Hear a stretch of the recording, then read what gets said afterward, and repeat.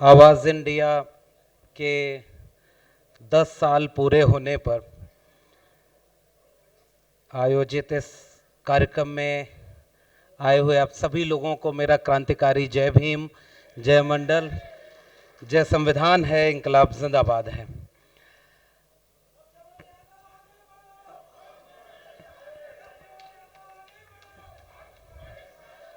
बहुत शुक्रिया आप सबका।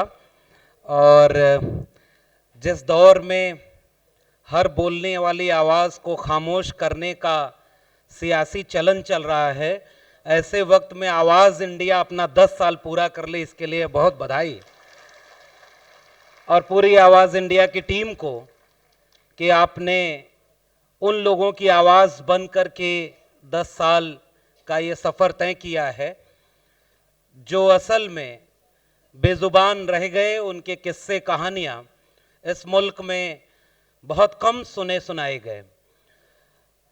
ऐसे वक्त में आवाज़ इंडिया टीवी चैनल एक ऐसा काम कर रहा है जो असल में आइडिया ऑफ इंडिया का काम है। हर कोने से, हर हाशिए पर ढकेल दी गई आवाज़ को सुनने और उसके किस्से को सुनाने का काम आज के वक्त में बहुत ज़रूरी है।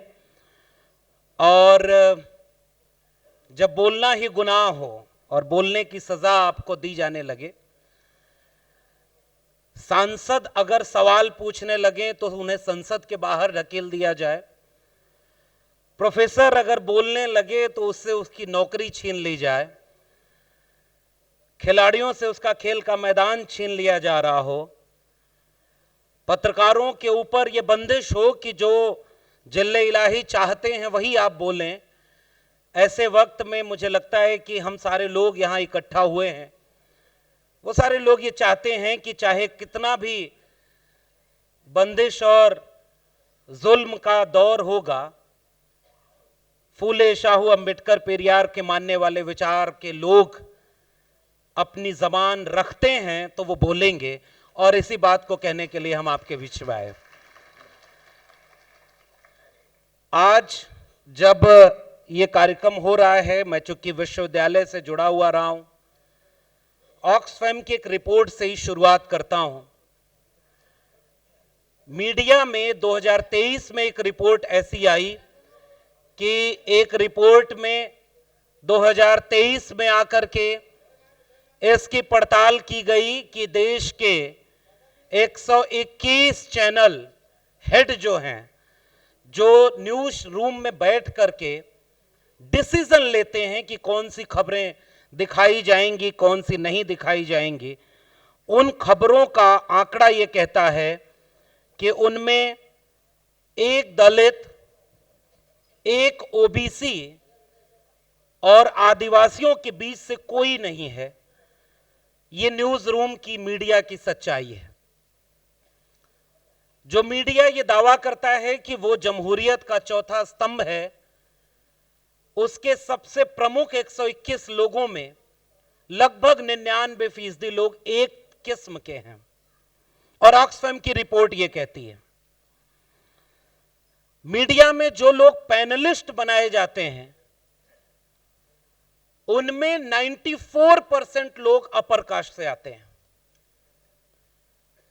मीडिया की रिपोर्ट यह कहती है कि दलित, पिछड़े, आदिवासियों की खबरें मीडिया में 99% तब दिखाई जाती हैं जब उनके ऊपर कोई एट्रोसिटीज होती है। यानी इस मुल्क के 90% लोग खबर में तब आते हैं जब उनके बीच का कोई मारा जाता है। यह अमृतकाल के भारत की हकीकत है। यानी आप कैसा भारत चाहते हैं, आपके सवाल क्या हैं, आप हक कौन सा मांगते हैं, उन पर कोई खबर नहीं बनती। किसान जब आत्महत्या करेगा तब किसानों पर डिबेट होगी। दलितों के बीच कोई विद्यार्थी जब रोहित वेमुला बनेगा तब डिबेट होगी कि एकेडमिक इंस्टीट्यूशन के भीतर कैसे कास्ट एट्रोसिटीज होती है। ओबीसीज पर कोई डिबेट ही नहीं है और ओबीसी खुश है कि मंदिर वहीं बन रहा है। इसके लिए भी उन्हें बधाई। ऐसे वक्त में मैं उम्मीद करता हूं, बाबा साहब अंबेडकर कहा करते थे, अछूतों का कोई अखबार नहीं है। वंचितों शोषितों के बारे में उनके किस्से कहानी कहने वाले लोग, बहुत उनके ऊपर बंदिश रखी गई है। और इसमें ऐसा नहीं कि कोई इस सरकार का काम है, ये सरकारें सरकार की तरह ही काम करते हैं।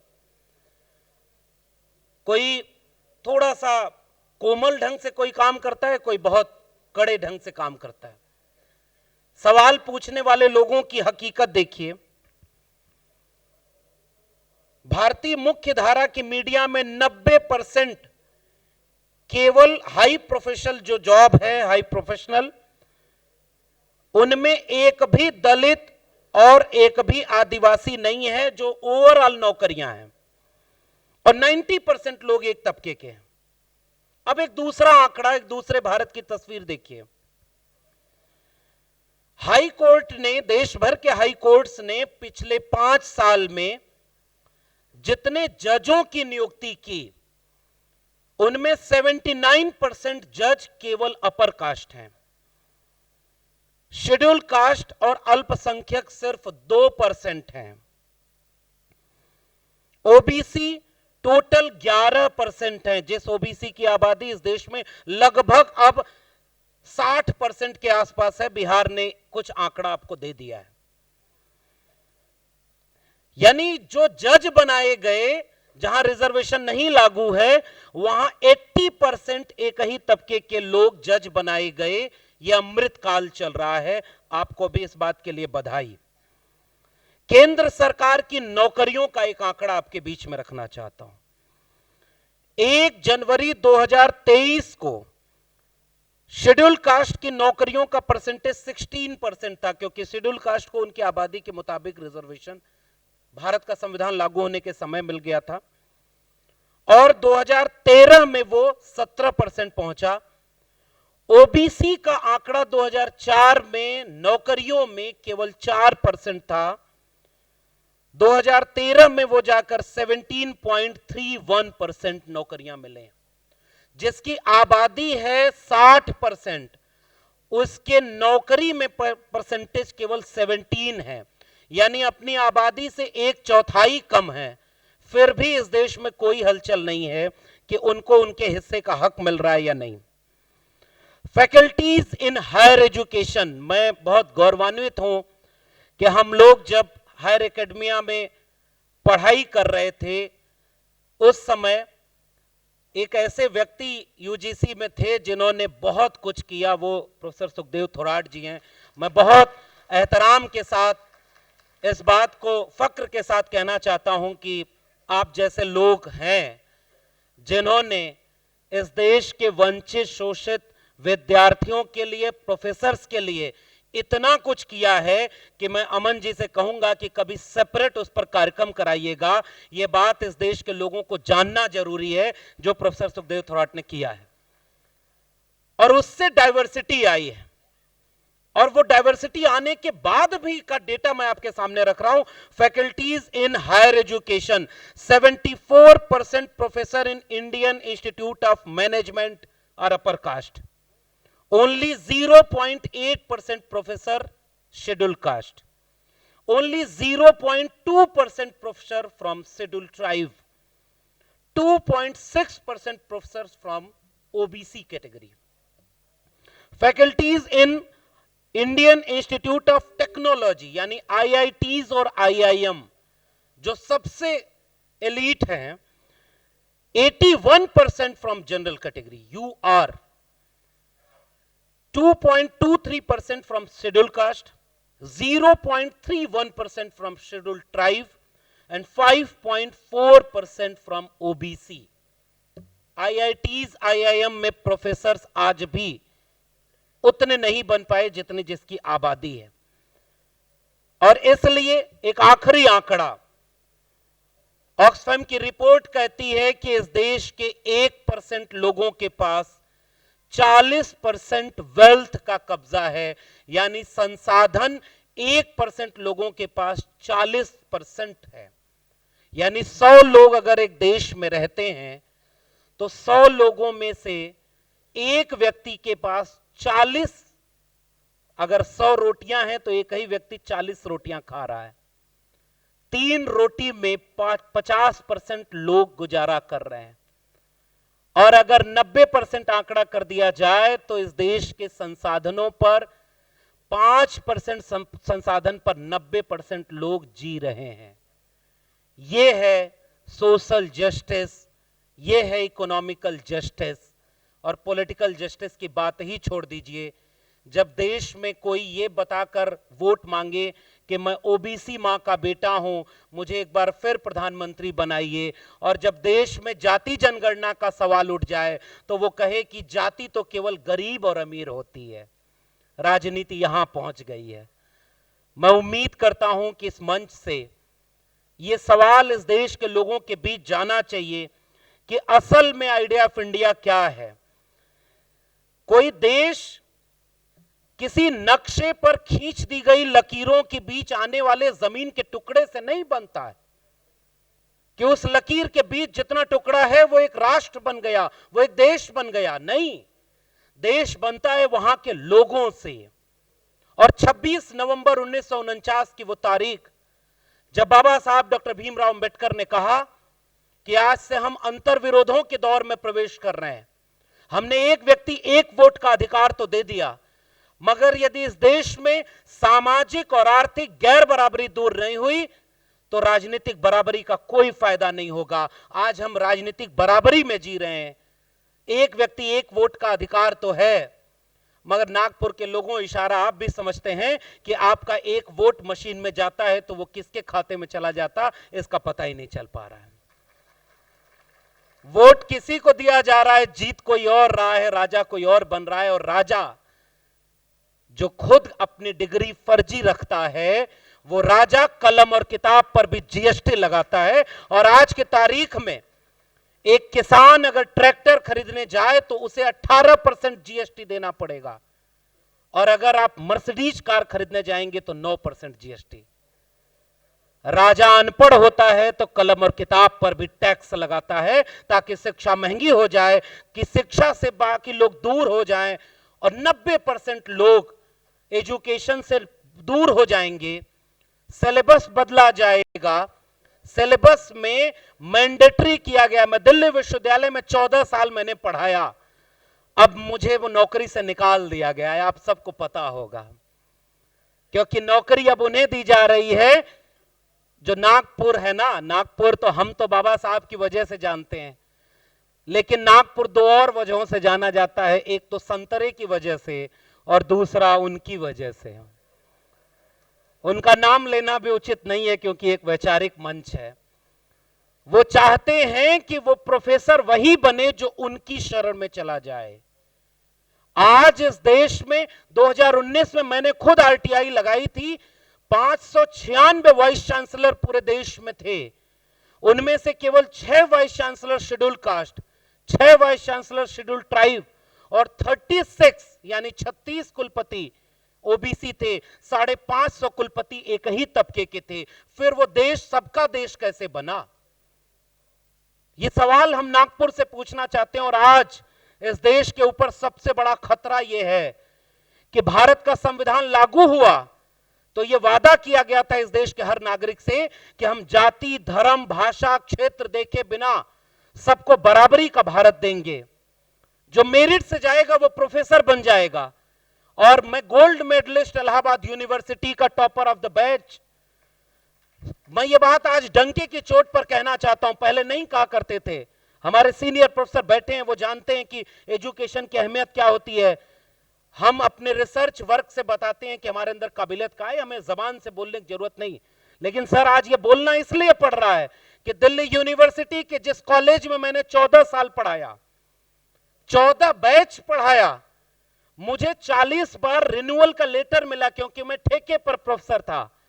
तो 40 बार मुझे रिन्यू किया गया क्योंकि मैं एलिजिबल था।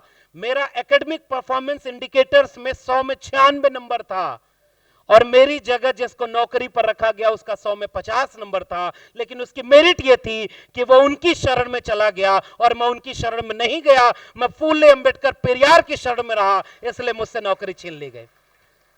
तो ये सवाल किसी एक व्यक्ति का नहीं है कि उसे नौकरी मिले या न मिले, सवाल इस बात का है कि इस देश के विश्वविद्यालय एक विचारधारा के अगर केंद्र बन जाएंगे, जिनकी सरकार होगी उनका कैडर भरा जाएगा, वाइस चांसलर प्रिंसिपल उनकी जो विचार के होंगे उन्हीं को बनाया जाएगा, तो फिर संविधान कहां बचा है। और अगर कलम और किताब, हमारे पुरखे ये ज्योतिबा फूले की जमीन है, स्कूल खोलने के लिए घर छोड़ना पड़ा था, वो इतिहास हमें याद आता है।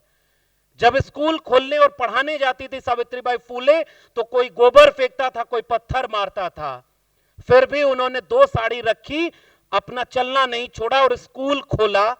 और आज उसी देश में स्कूलों को पूंजीपतियों के हाथों में नई शिक्षा नीति के जरिए बेचा जा रहा है। एक एटीएम मशीन में आप कार्ड डालते हैं और उसमें नंबर लिखते हैं कि 2000 रुपए दे दो, 2000 रुपए की नोट दे दो जिसमें चिप लगी हो, तो वो नोट आपको मिल जाती है। अब इस देश के एकेडमिक इंस्टीट्यूशन ऐसे बनाए जा रहे हैं कि वो एक ऐसी मशीन रहेगी, उस मशीन में अगर आप कहेंगे कि बीए की डिग्री चाहिए तो 1 लाख रुपया उसमें डालिए और बीए की डिग्री लेकर के आइए। अगर आपको एमए की डिग्री चाहिए तो 5 लाख। आईआईटीज और आईआईएम में पढ़ने की फीस, मेडिकल में पढ़ने की फीस इस समय 50 लाख से 1 करोड़ रुपए तक चली गई है। बताइए क्या गरीब कमजोर के बच्चे इन विश्वविद्यालयों में पढ़ पाएंगे? इसलिए हम ये सवाल उठा रहे। सवाल हमारी नौकरी का नहीं, आप हमारी नौकरी छीन सकते हो, हमारी हिम्मत थोड़ी छीन पाओगे। अपने दम पर वो नौकरी पाई थी। और मैं तो यहां खड़े होकर कहता हूं, फूले साहब कौन सी नौकरी करते थे? मैं हिंदी साहित्य का विद्यार्थी और मैं कबीर को पढ़ता हूं। कबीर ने लिखा कि मसी कागज छुयो नहीं, कलम गयो नहीं हाथ, लेकिन उन्होंने कहा कि मैं, तू कहता कागज की लेखी, मैं कहता आंखन की देखी, मैं चाहता सुलझावन हारी, तू देता उलझाई रे, और मैं कहता हूं जागत रहियो, तू कहता है सोई रे, मेरा तेरा मनवा कैसे एक होई रे। तो जिस कबीर को हमने पढ़ा है, जिस फूले को पढ़ा, बाबा साहब अंबेडकर ओरिजिनल डिग्रियां लेकर के, हम तो 1 पीएचडी किए, डॉक्टर अंबेडकर 4 पीएचडी करके लौटे थे। और अधिकारी की नौकरी मिली तो फाइल फेंक कर दी गई। क्या इतिहास नहीं है इस देश का?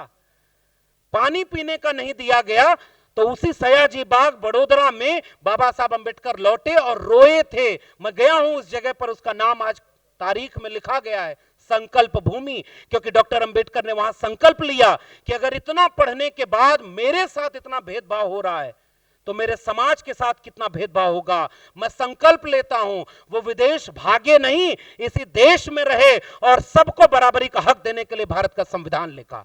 हम उनके वारिस हैं। तो जिस फूले अंबेडकर पेरियार की बात हम करते हैं, बीपी मंडल की बात करते हैं, उनकी नौकरी छीन सकते हो ना। लेकिन मैं तो यही बात खुलकर कहूंगा कि मेरे लहजे में जी हजूर न था और कोई मेरा कसूर न था। केवल यही कसूर है और वो जी हजूरी हमने सीखी नहीं। ये आवाज इंडिया के 10 साल पूरे होने का मंच है। जब कलम और किताब पर बंदूक का पहरा हो जाए, पत्रकार अपने नेता से यह सवाल करें कि आप आम काट कर खाते हैं कि चूस कर खाते हैं, आप थकते क्यों नहीं हैं, आप जेब में पर्स रखते हैं कि नहीं, उस समय हर एक जुबान को हम अखबार बनाना चाहते हैं और हर कलम से एक मीडिया चलाना चाहते हैं। इसलिए हम यहां खड़े होकर कह रहे हैं हम संविधान की रक्षा करेंगे जिसे वो लोग बदलना चाहते हैं। और इसलिए मैं बहुत बधाई देना चाहता हूं अमन कांबले साहब को और उनकी पूरी आवाज इंडिया टीम को। अब तो मीडिया कठपुतली बन गया है साहब। अब तो पत्रकारों को नौकरी से निकाला गया तो उन्होंने अपना यूट्यूब चैनल खोल लिया और वो यूट्यूब चैनल से पत्रकारिता कर रहे हैं। एक प्रोफेसर को भी तुमने क्लास से निकाला तो हम भी यूट्यूब चैनल खोल करके लोगों के बीच जाकर के कक्षाएं लेंगे। लेकिन ये सफर, ये कारवां रुकेगा नहीं। और आखिरी वाक्य, चूंकि मेरा समय लगभग पूरा हो गया, जितना अमन साहब ने बोला कि अब वक्त बहुत खराब आ रहा है, और ये आकर मैं नागपुर के लोगों, हमारे और आपके ऊपर जिम्मेदारी क्या है, मैं केवल यही कह करके आपसे विदा लूंगा। हमारे ऊपर जिम्मेदारी इस बात की है कि हम एक मुश्किल लड़ाई लड़ रहे हैं। हम जानते हैं कि हमारा सच बोलना बहुत सारे लोगों को नागवार गुजरता है। इस मुल्क में अब वो लोग मसनद पर बिठाए जाएंगे जो जिल्ले इलाही की हां में हां मिलाकर बोलेंगे। एक शेर है कि हट कर चले वो हमसे जिससे सर अजीज हो, हम सरफिरों के साथ कोई सरफिरा चले। और मैं याद करना चाहता हूं, तथागत बुद्ध अगर लीक से हटकर नहीं चले होते तो वो बुद्ध नहीं बन पाते। अगर महात्मा कबीर लीक से हटकर नहीं चले होते और सवाल नहीं पूछे होते और बुलंदी से कहते कि मेरा ऐसी बावली दुनिया, कबीर साहब ने बहुत पहले लिख दिया, साच कहो तो मारन धावे झूठे जगपतियाना जी। अगर सच कहेंगे तो मारने के लिए दुनिया दौड़ेगी और झूठ कहेंगे तो आपको ओहदा दिया जाएगा। ऐसे वक्त में मैं याद करता हूं कि अगर कबीर साहब भी डर गए होते या चुप हो गए होते जेल मुकदमों से, तो शायद वो भी यहां तक नहीं पहुंच पाते। और फूले अंबेडकर पेरियार का कारवां, शंभू आ गए हैं तो मेरा फर्ज बनता है कि ऐसे लोगों के लिए आप स्वागत करिए जिन्होंने पत्रकारिता को एक नया आयाम दिया है। यूट्यूब की दुनिया में लगभग 80 लाख से ज्यादा, 90 लाख होने वाला शंभू भाई, 90 लाख सब्सक्राइबर, और ऐसे लोग आवाज बने। मुझे याद है कि हम सारे लोग केवल यही बात कह करके, फिर चूंकि कार्यक्रम आगे बढ़ेगा, मैं कहना केवल यही चाहता था कि हम लोग यहां पहुंचे हैं तो ये अपने दम पर तो थोड़ा सा पहुंचे। हमारे पुरखे हजारों साल से जो कुर्बानी दिए, लड़ाई लड़े, क्या क्या नहीं अपमान सहना पड़ा, उन्होंने वो जमीन रची है जिससे हम यहां तक पहुंचे हैं। और इसलिए एक नौकरी चली जाए तो हम चुप हो जाएं, कोई हमसे ये डर जाए कि इनके साथ मत दिखो। आजकल मेरे विश्वविद्यालय वाले कहते हैं कि भैया आपके साथ मेरी तस्वीर सोशल मीडिया पे उसको हटा दो वरना हमारी भी नौकरी नहीं मिलेगी। तो हमें तो ये ओहदा मिला है। किस बात का? अगर मैंने 14 साल में 14 शब्द भी गैर संवैधानिक बोला होता तो मेरे ऊपर मुकदमा होता ना, जेल होती ना। यानी संविधान विरोधी कोई काम नहीं किया, लेकिन उनके आका से सवाल पूछा, उनकी विचारधारा के सामने खड़े होकर यह बात पूरे देश के सामने कही कि ये दो भारत है। एक भारत वेदों पुराणों से चल करके गोडसे गोलवलकर हेडगवार का भारत है, और एक बुद्ध से चल करके फूले अंबेडकर पेरियार का भारत है। हम उस फूले अंबेडकर पेरियार के भारत की बात करते हैं। वो भारत लोगों को बांटता है और हम लोगों को जोड़ने की बात करते हैं। वो आपस में लड़ाने का काम करते हैं, हम लोगों के बीच मोहब्बत का पैगाम लेकर आना चाहते हैं। हम कहते हैं कि बुद्ध ने हमारे सामने ज्ञान की रोशनी दी। बुद्ध से पूछा किसी ने कि आपका सबसे बड़ा पैगाम क्या है, तो उन्होंने कहा किसी किताब में लिखा हो तो सच मत मान लेना, कोई बड़ा व्यक्ति कहता हो तो भी सच मत मान लेना, ढेर सारे लोग कहते हो तो भी सच मत मान लेना, जो तुम्हें सच लगे उसे सच मानना। अप दीपो भव, अपना दीपक स्वयं बनो। इसलिए हम कहते हैं कि ज्ञान की रोशनी हमें बुद्ध से मिलती है, ज्ञान की रोशनी हमें कबीर से मिलती है, ज्ञान की रोशनी हमें रविदास से मिलती है। ऐसा चाहूं राज में जहां मिले सबन को अन्न। 5 किलो अनाज 80 करोड़ लोगों को 5 साल के लिए रेवड़ी की तरह नहीं, श्रम करके मेहनत से। मुफ्त में इस देश को अनाज नहीं देना था, मुफ्त में इस देश को शिक्षा देनी थी, लेकिन शिक्षा को बेच दिया और 5 किलो अनाज मुफ्त में दिया जा रहा है। यह खतरा हम नहीं बताएंगे तो कौन कहेगा आपसे? देश में आज एक नारा चल रहा है, धीरे धीरे डिबेट हो रही है, एक देश, एक विचारधारा, एक नेता, एक चुनाव, एक पार्टी होनी चाहिए। सुन रहे हैं ना आप भी? तो इस देश में एक शिक्षा क्यों नहीं होनी चाहिए? समाजवादी आंदोलनों का नारा था कि राष्ट्रपति का बेटा हो या चपरासी की हो संतान, और टाटा बिरला अंबानी हो, सबको शिक्षा एक समान। तो भाई आज इस देश में क्यों नहीं ये मांग करते? वो कह रहे हैं कि हम वहां पर मंदिर बनवा रहे, वहां पे धर्म बनवा रहे, उसका मुफ्त में यात्रा कराएंगे। हम कह रहे हैं नहीं, जिसको मंदिर जाना होगा अपना पैसा लगाकर चला जाएगा। आपको अगर मुफ्त में कोई काम करना है तो सबको पढ़ाई और दवाई मुफ्त में दे दो, तब एक भारत बनेगा जो सबका भारत होगा। पढ़ाई बेच दी गई है साथियों, और अब गरीब कमजोर मजलूम के बच्चे शिक्षा नहीं पाएंगे। और संविधान बदलने के लिए वो लोग बार बार कह रहे हैं। आखिरी में कह के जा रहा हूं कि सबसे बड़ी चुनौती यह है कि वो कहते हैं कि इस देश का संविधान बदलने की जरूरत है। तुम दूसरा संविधान तो लिख सकते हो, मगर दूसरा अंबेडकर कहां से लाओगे? यह सवाल हम पूछ कर जाना चाहते हैं। जिस संविधान का लाभ हमने लिया, जिस मंडल कमीशन का लाभ हमने लिया, जिस फेलोशिप का लाभ लिया हमने, जिस सरकारी शिक्षा का लाभ लिया हमने, जिस सरकारी विश्वविद्यालयों का लाभ लिया हमने, उसका कर्ज हमारे ऊपर है कि जब ये सब बर्बाद किए जा रहे हों तो हम लोगों के बीच जाकर के वो सच कहें कि एक बार जाग जाओ, बचा सकते हो तो शिक्षा और संविधान बचा लो। ये जिम्मेदारी हमारे ऊपर है। हमने जिस सीढ़ी से चल करके यहां तक का सफर तय किया, वो सीढ़ी हमारे सामने तोड़ी जाएगी तो क्या दर्द हमें नहीं होगा? क्यों कहा था बाबा साहब अंबेडकर ने कि बड़ी मुश्किल से कारवां यहां तक पहुंचाया हूं, इसे आगे ले जाना, और आगे न ले जा पाओ तो वहीं छोड़ देना। बिरसा, फुले, अंबेडकर, पेरियार के वारिसों, लाखों करोड़ों की तादाद में हम देश में हैं, लेकिन इतने बिखरे हैं कि हम गुलाम हैं। और वो कारवां, सच बताओ आप कि मीलों पीछे नहीं ले जाया जा रहा। सरकारी शिक्षा बिक गई, सरकारी नौकरी खत्म हो गई, सरकारी रोजगार खत्म हो गया, और तो संविधान भी खत्म होने के मुहाने पर है। इसलिए बचा सकते हैं तो वो कर्ज जो हमारे ऊपर था उसको बचा लें, वरना एक बात मैं बस कह के जा रहा हूं, एक कविता मैं पढ़ना चाह रहा हूं आखिरी में, रमाशंकर विद्रोही की। मैं कहता हूं तुम मुझे इस आग से बचाओ मेरे लोगों, और इसमें पूरा अर्थ दिखेगा, क्या क्या बचाना है वो आप तय करिएगा। मैं कहता हूं तुम मुझे इस आग से बचाओ मेरे लोगों, तुम मेरे पूरब के लोगों मुझे इस आग से बचाओ, जिनके सुंदर खेतों को तलवारों की नोकों पर जोता गया, जिनकी फसलों को रथों के चक्कों तले रौंदा गया। तुम पश्चिम के लोगों मुझे इस आग से बचाओ, जिनकी स्त्रियों को बाजार में बेचा गया, जिनके बच्चों को चिमनियों में झोंका गया। तुम उत्तर के लोगों मुझे इस आग से बचाओ, जिनके पुरखों की पीठ पर पहाड़ लाद कर तोड़ा गया। तुम सुदूर दक्षिण के लोगों मुझे इस आग से बचाओ, जिनकी बस्तियों को दावाग्नि में झोंका गया, जिनकी नावों को अतल जलराशियों में डुबोया गया। तुम वे सारे लोग मिलकर मुझे बचाओ, जिसके खून के गारे से बने पिरामिड बने, मीनारें बनी, दीवारें बनी, क्योंकि मुझको बचाना उस औरत को बचाना है जिसकी लाश मोहनजोदड़ो के तालाब की आखिरी सीढ़ी पर पड़ी है।